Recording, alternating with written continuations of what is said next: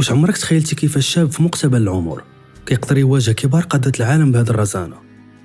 واش سألتي راسك كيفاش ولي عهد كيقدر يخطف الأضواء من رؤساء دول عظمى غير بمجرد الحضور ديالو؟ هذه ماشي صدفة وماشي غير بروتوكول، هذه هي القوة ديال المملكة المغربية الشريفة اللي كتمثل في صاحب السمو الملكي الأمير مولاي الحسن. السلام عليكم متابعي قناة ماروك لايف. اليوم غنحلوا واحد من أكثر الملفات إثارة للإعجاب والفضول، وماشي غير في المغرب ولكن في كبريات عواصم القرار العالمي. غادي نهضروا على الشاب اللي كيحمل على كتافو إرث قرون من الملكية، واللي كيتعتبر اليوم واحد من أذكى وأقوى الشخصيات الشابة في العالم، صاحب السمو الملكي الأمير مولاي الحسن. واش عمركم سولتوا راسكم علاش فاش كيظهر ولي العهد في شي محفل دولي العدسات ديال الصحافة العالمية كتركز عليه أكثر من رؤساء دول عظمى؟ وعلاش التقارير الاستخباراتية والدبلوماسية كتوصفوا بمهندس الدبلوماسية الشابة؟ السر ماشي في اللقب ولكن في تكوين سري وصارم كيدوز بعيد على الأضواء باش يخرج لنا ملك كيتقن فنون السياسة قبل ما يوصل للسن القانوني. من الصغر ديالو والأمير مولاي الحسن كيرافق جلالة الملك محمد السادس في أدق التفاصيل ديال الحكم. هذه المرافقة ماشي مجرد بروتوكول ولكن هي مدرسة حية. فاش كتشوف الأمير جالس في جنب قادة بحال ماكرون وكيمثل المغرب في قمم المناخ واللقاءات العسكرية الكبرى، حنا كنشوفوا نتيجة آلاف الساعات من التكوين في المدرسة المولوية. هذه المدرسة اللي ما فيهاش العطال وما فيهاش تراخي. هنا كنهضروا على كاريزما فطرية تم الصقل ديالها بالدراسة والصرامة العسكرية. الأمير كيتعلم كيفاش يهضر، كيفاش يشوف، وكيفاش يوصل رسائل سياسية قوية غير بحركة اليد أو بنظرة العين. هذه الهبة الملكية هي اللي خلات العالم يحترم المغرب كدولة مؤسسات، دولة كتعرف كيفاش توجد الخلف ديالها بنفس قوة السلف. في هذا الفيديو غادي نفصلوا في كواليس هذا التكوين وغنحللوا لقطات تاريخية خلات قادة العالم ينبهروا بهذا الشاب المغربي. غادي نشوفوا كيفاش مولاي العهد كيدبر ملفات ثقيلة وكيفاش كيرسم ملامح مغرب 2030 و2040 من دابا.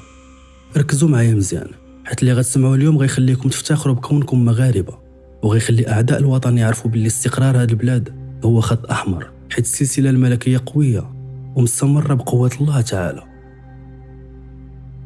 بزاف منكم كيشوف الأمير مولاي الحسن كيهضر بطلاقة مع قادة العالم وكيطرح السؤال شنو هو السر؟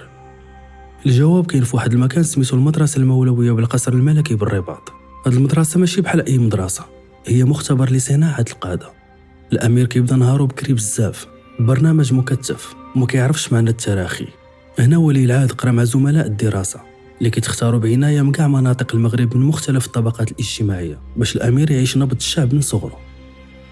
المسار الدراسي ديالو كان متميز، خد شهادة البكالوريا في 2020 بميزات حسن جدا في تخصص العلوم الاقتصادية والاجتماعية، وما وقفش هنا ولكن كمل الدراسة ديالو في كلية الحكامة والعلوم الاقتصادية والاجتماعية اللي تابعة لجامعة محمد السادس متعددة الاختصاصات التقنية بن قرير. ولكن الصدمة الإيجابية هي فاش كنعرفوا أن الأمير مولاي الحسن متعدد اللغات بالإضافة للغة العربية والفرنسية والإنجليزية اللي كيهضر بهم بطلاقة. الأمير منفتح على لغات واحدة أخرى حيت كيعرف باللي الدبلوماسية هي لغة الحوار. التكوين اللغوي هو اللي خلاه يبان في قمة المناخ في باريس وفي استقبال الملوك ورؤساء الدول وهو كيتواصل معهم مباشرة بلا وسيط، وهذا الشيء كيعطي قوة وهبة للموقف المغربي. وما نساوش الجانب العسكري، فولي العهد كيتلقى تكوين عسكري صارم كفرد من القوات المسلحة الملكية. هاد الصرامة هي اللي كتشوفوها في الوقفة ديالو، في التحية العسكرية وفي الانضباط اللي كيبان في كاع التحركات ديالو.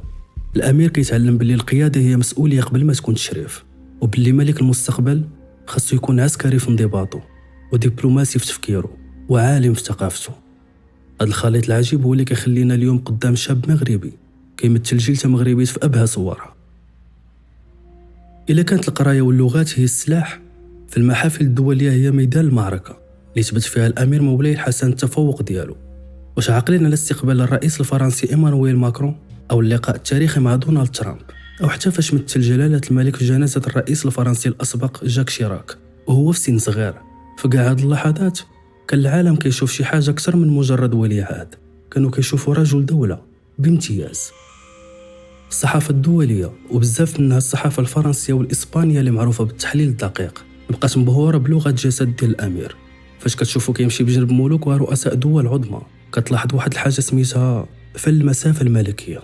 الأمير ما كيبانش مرتبك، ما كيبانش متردد، ولكن كيبان واثق من كل خطوة وكأنه كيقول للعالم أنا سالي الملوك اللي حكموا هذه الأرض لقرون وحنا هنا باش نبقاو. واحد من المواقف اللي بقات محفورة في الذاكرة الدبلوماسية بباريس. تما الأمير كان أصغر مشارك وكان الحضور ديالو كان هو الأقوى. تما فين بدات تقارير استخباراتية ودبلوماسية كتوصفو بالأمير الذي لا يبتسم إلا للضرورة، وهي صفة كتدل على الهيبة والوقار اللي كتمتع بها الشخصيات القيادية العظيمة. الأمير مولاي الحسن ما جاش باش يعمر البلاصة، ولكن جا باش يثبت باللي الدبلوماسية المغربية عندها نفس طويل.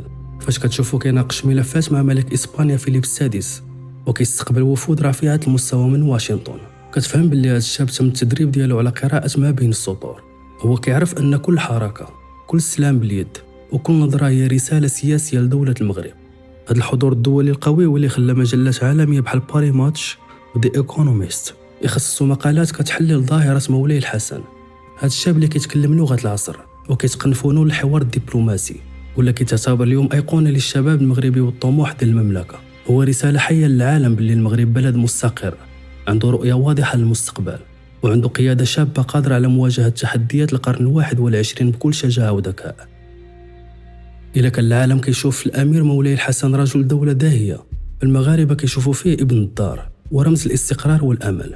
علاقة المغاربة بولي عهد بكر هي علاقة عاطفية وتاريخية عميقة. فاش كتشوف الأمير وسط الناس كيدش المركز الاجتماعي وكيشجع الأبطال المغاربة في المحافل الرياضية، كنلمسوا فيه ديك البساطة الراقية اللي ورثها على باه وجدو.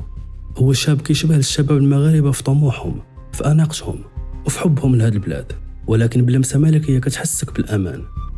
الأمير مولاي الحسن ماشي غير اسم في الوثائق الرسمية، هو حاضر في وجدان كل مغربي. فاش كتشوف ديك الابتسامة العفوية فاش كيسلم على ولاد الشاب، كتعرف باللي تمغربيت هي المحرك الأساسي ديال هذه الأسرة العلوية.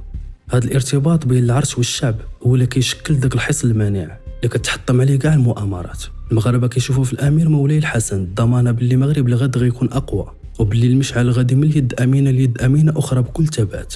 وهنا خصنا نوقفوا عند واحد النقطة مهمة. الأمير مولاي الحسن هو ملك الجيل الجديد، هو اللي غيقود المغرب في وقت غتكون فيه التكنولوجيا والذكاء الاصطناعي والتوازنات الدولية الجديدة هي اللي كتحكم. وبما أنه شاب كينتمي لهذا العصر، فهو الأقدر على فهم تطلعات الشباب المغربي.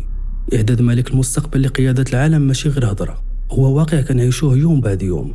مع كل خطوة كيخطيها سمو الأمير هو كيبني جسور الثقة مع القوى العظمى، وفي نفس الوقت كيغرس بذور الأمل في قلوب المغاربة من طنجة للقويرة. في الختام خصنا نعرفوا باللي قوة المغرب في الوحدة ديالو وفي هذا التلاحم الفريد بين الملك والشعب. الأمير مولاي الحسن هو الثمرة ديال هذا التاريخ العريق، وهو الوجه المشرق المغرب كيطمح للريادة العالمية. الأسد كيربي الشاب اللي كيشبه ليه في الشجاعة وفي الحكمة وفي الوقار، وحنا كمغاربة ما يمكن لنا إلا نكونوا فخورين بهذا الشاب اللي كيمثلنا أحسن تمثيل، وندعيو معاه بالتوفيق في المهمة الثقيلة اللي هازة على كتافه. المغرب كيبقى وغيبقى ديما عصي على الأعداء بملكنا الهمام محمد السادس نصره الله، وبولي العهد الأمير مولاي الحسن. المسيرة كتستمر والتاريخ كيتكتب بمداد من ذهب، وشعارنا غيبقى ديما محفور في قلوبنا وعقولنا، كنهتفوا به في كل مكان وزمان: الله، الوطن، الملك.